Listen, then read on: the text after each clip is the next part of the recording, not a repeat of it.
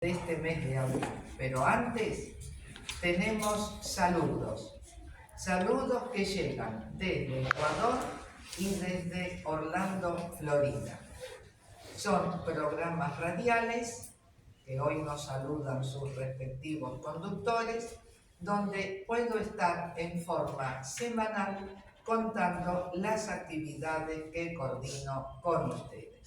Adrián Cepeda, te pedimos estos saludos. Oliverio Gutiérrez, escritor, compositor y productor de Mañanitas Hispanoamericanas desde Winter Park, en Florida, en la Suárez, y todos sus colaboradores. Felicidades a todos en esta magna celebración. Represento al Ecuador y me complace estar en este acto literario para saludar al mes del aborigen, al Día de las Américas, del libro y del idioma castellano. Me uno a esta celebración con todos ustedes de la Mancomunidad Latinoamericana. Espero que esta reunión tenga el éxito deseado. 1990, un 7 de abril, y murió un 27 de enero de 1969. Victoria Ocampo, una mujer en un mundo de hombres, titularon alguna vez. Victoria Ocampo aportó mucho a la literatura, una de las mujeres importantes que dio la literatura universal. ¿Qué se descubrió?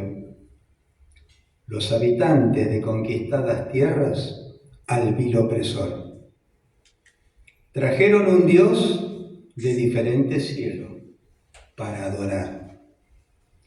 Trajeron un rey de un mundo lejano que no viajó. Les enseñaron la culpa y el pecado que no tenían. Robaron tierras, esclavizaron almas, querían el oro. Y descubrieron que si no aceptaban, quemados serían, y que un infierno estaría esperando, porque ya sabían que había un Dios de otro cielo, que lo decidía.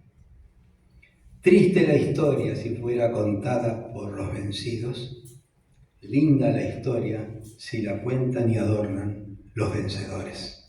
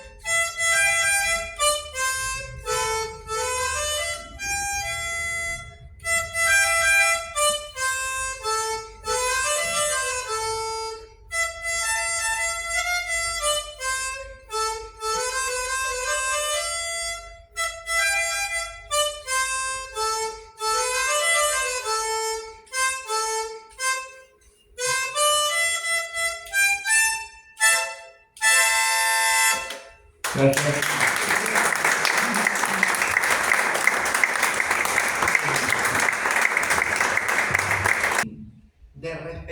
los derechos de los pueblos originarios, sus tradiciones, historia, costumbres, ideas, religión, idioma, danzas, música, pero además insertarlos, además de ese respeto, insertarlos en la comunidad política, social y educativa de los países donde pertenecen.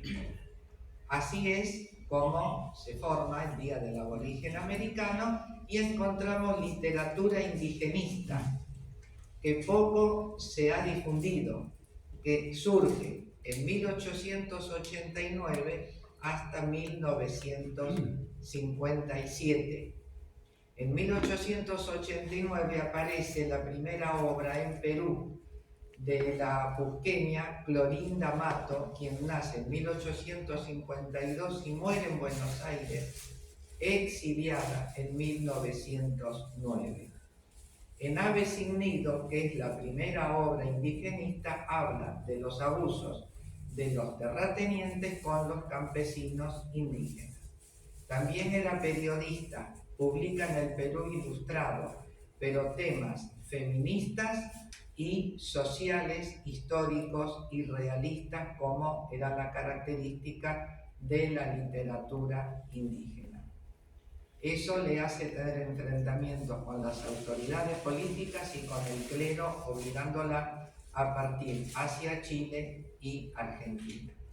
También tenemos en Bolivia Alcides Sarguera, que con Cuerpos de Bronce habla de los abusos, de la esclavitud, de los malos tratos por parte de los terratenientes con los trabajadores. Y en Ecuador encontramos a Jorge Icaza, quien nos habla de Guasipungo. Los guasipungos eran lotes que le daba el terrateniente a los indígenas para que lo trabajen y con lo que produce esa tierra que coman. Pero cuando el propietario lo deseaba, los desterraba y los dejaba sin nada. Abusos, esclavitud, malos tratos, muertes por una vida totalmente incómoda se reflejan en Guasipungo de Jorge Icaza. Y también tenemos en Colombia la famosa obra La Vorágine de José Eustaquio Rivera, donde habla de los malos tratos de los trabajadores en la selva en relación al caucho. Y ahora vamos a invitar a otro. En mi juventud, lo bastante para enamorarme de un territorio que se llama Patagonia, territorio que se está descubriendo todos los días. En el mundo, Patagonia es una marca que ambicionan conocer, y lo demuestran los extranjeros cuando vienen a recorrer Chubut, Santa Cruz, Río Negro, Neuquén. Traigo un recuerdo de un escritor que se llamó José María Borrero. Borrero es antecesor de el escritor que escribió La Patagonia Rebelde, Osvaldo Bayer, que publicó 4 tomos maravillosos. Ahora, la base de la historia la cimentó José María Borrero sin quitarle méritos a lo que significó en la literatura y en la historia Osvaldo Bayer, que luego, bueno, todos hemos visto aquella película tan inolvidable, una de las mejores películas argentinas según la gente especialista en cine. Los zonas fueron eliminados hace muchos años y Borrero, en La Patagonia Trágica, habla de aquellos estancieros o pseudoestancieros, digamos, bueno, que cimentaron su fortuna, tomando campos que no le correspondían, y quienes estaban dentro de esos territorios, de esas hectáreas, la mayoría aborígenes, fueron eliminados.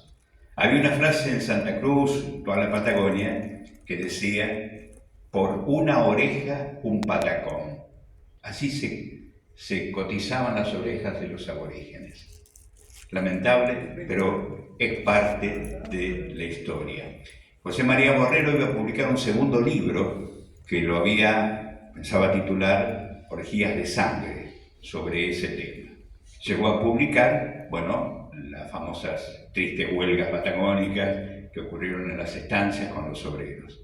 Pero fue silenciado porque una familia muy poderosa de Santa Cruz compró la edición, ya los primeros libros, y Borrero, por más que era periodista, era un empleado de la radio, de EU12, que luego de muchos años tuve el gusto de trabajar, y el diario La Opinión, que hoy se llama La Opinión Austral. Eso fue lo que lo acalló un poco. Después se fue de Santa Cruz, creo que falleció en Tandil. Es terrible, porque junto a esa historia tremenda de los obreros que fueron fusilados en la Patagonia, hay un tiempo anterior, también signado por la tragedia, como fueron los aborígenes patagónicos. Nada más, gracias.